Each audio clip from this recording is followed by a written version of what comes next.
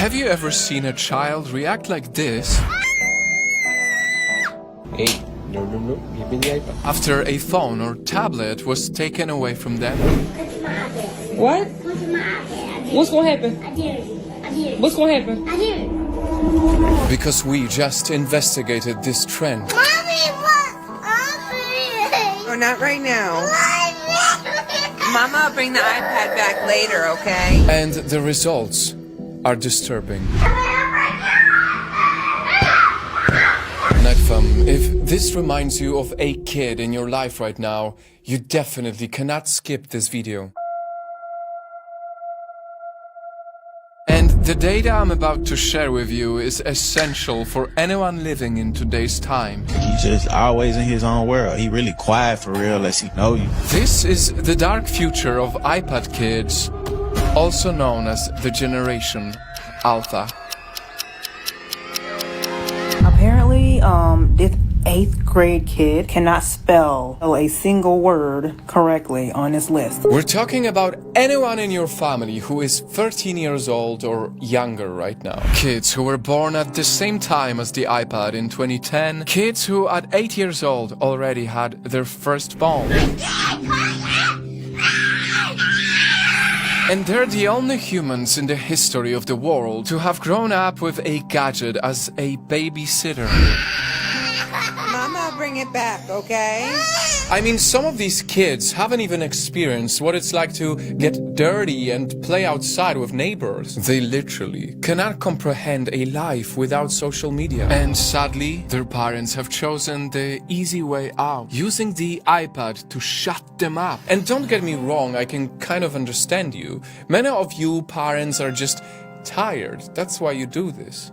At least I want to hope so. But see, the temporary relief of 5 minutes when you're letting a gadget take care of your crying child has a permanent curse in exchange, and it lasts for a lifetime. And it's important to say that this isn't just my opinion. This is data. Just recently, school teachers came out saying these iPad-raised kids are doing really bad. Teachers who have taught their entire lives are just up and quitting their jobs now because they can't handle these kids anymore. The iPad kids are out of control. They can easily tap on touch screens, but cannot do basic things like reading or writing. They quite literally don't have the muscles built in their hands to write properly or have the stamina to write because these kids weren't using their hands enough as children. They tend to also get lower scores on language and critical thinking. And sure, they know how to navigate digital apps, but in exchange, they are years late in their education. I teach 7th grade, they are still performing on the 4th grade level. Are you joking right now? And these are future leaders, our future doctors, our future nurses, our future...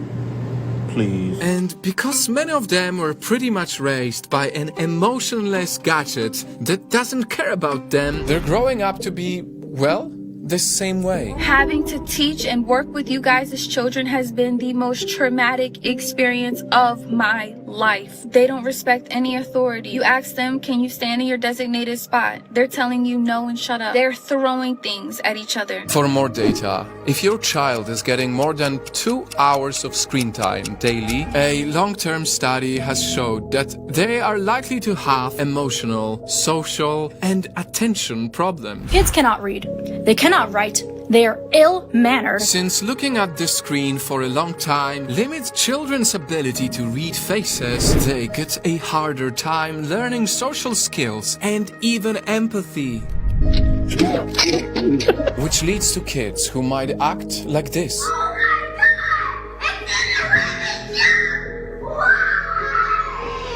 Like they have anger issues, because when you train them to have everything in an instant, they don't even get to learn about patience. I'm taking away your iPad. No. Give me the iPad. They don't even get a chance to be challenged or learn how to cope with difficult feelings. Okay. Alright. They detach and disconnect. Well, then you can read and And it is so heartbreaking that all of this wrong exposure is happening at such a crucial age. Because, for even more data, at the early age of 5. Up to 90% of a child's brain has already developed, meaning whatever their brain learns within this period will lay the foundation of how they will be as an adult. Look, there's your book. You wanna read a book with Dad?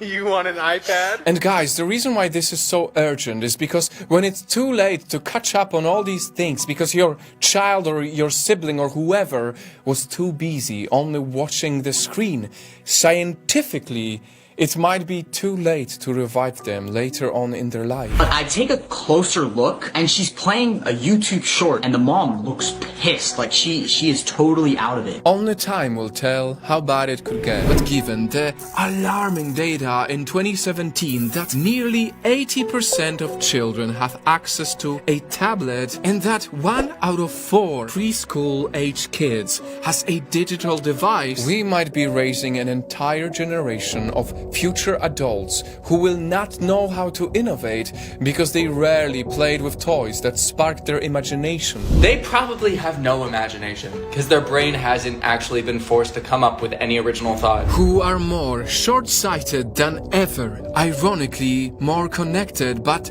also more lonely and likely untrusting because they have been so exposed to the nasty side of reality through their screens. I mean, do you notice how our Gen Z teens today seem to suffer way more from anxiety, depression, ADHD, dysmorphia, and all the other mental health issues? That so many parents who grew up without iPads, without iPhones, without smart devices, act as if they have no clue what to pull out if they take the iPad away. That's why it's just so ironic because Steve Jobs himself, who created the iPad, once said that he would never allow his own kids to use them. The Apple founder actually would not let his own kids play with computers. Because he himself knew he created an addictive machine that is specifically manufactured for your kids to get hooked. Yes, your kids are being targeted with overstimulation, with YouTube channels like CoComelon, using the brightest colors, flashing lights, and memorable music, all acting like stimulants in children's minds. They won't be able to resist this. They are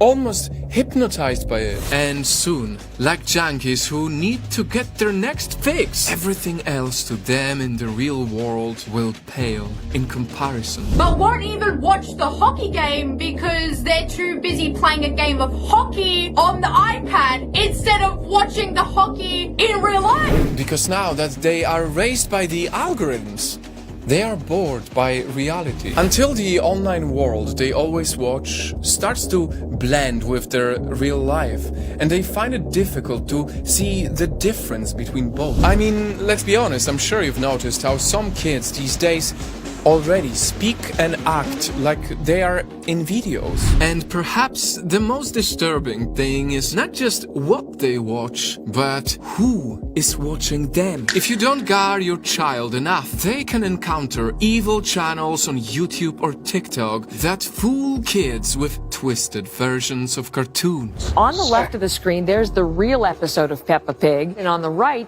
that fake that you're talking about, fear, torturous appearance. If you post your kid's face on social media, it can be free for any creep to view and download. And if you don't monitor what music or shows they consume, they will start idolizing questionable people, normalizing horrible things way too soon. You guys' daughters are twerking at 5. 5!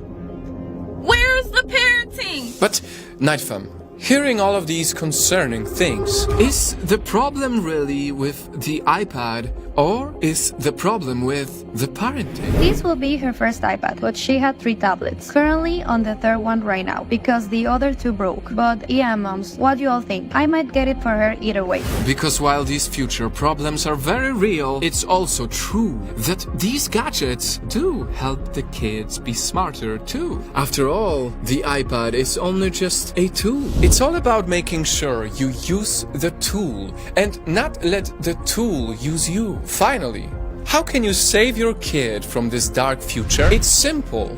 Embrace being a parent and let your kid be a kid. When they throw a tantrum, talk to them through it. Don't just give them the tablet to get peace. That's why the iPod's up there on top of that cupboard, so little boys don't get it. Let them go outside and touch grass. Let them have the same rich childhood you had. Because boredom is really where their creativity can shine. And if you absolutely have to give your kid that iPad, make sure they are at least 3 years old, and please keep it to a minimum until they learn to never look for it anymore. What do you want? I want the iPad. I told you can't have it. Until they finally realize that real life and real experiences will always be way more special. I need everybody else in my generation to promise that we are not going to raise iPad children. Please. Night fam, with an open heart and a genuine interest to make this world a better place, please share this video with your friends and family. If you believe that iPad kids deserve a better future. And if we care enough to make this come true, we should start by giving them a better childhood.